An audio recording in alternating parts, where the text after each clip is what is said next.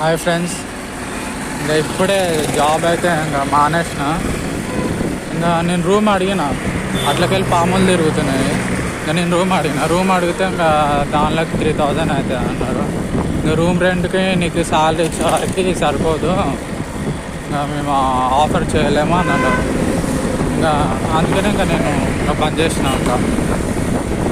ఇప్పుడు బీసీ హాస్టల్కి పోవాలి. ఆడ హాస్టల్లో జాయిన్ అయ్యింది కదా, ఇంకా పోవాలి. ఇప్పుడు మొయినాబాద్ ఇప్పుడే దాటినా నుంచే పోవాలి. ఇంకా కాళీ మందిర్కి వచ్చి ఇంకా దర్శనం చేసుకున్నా.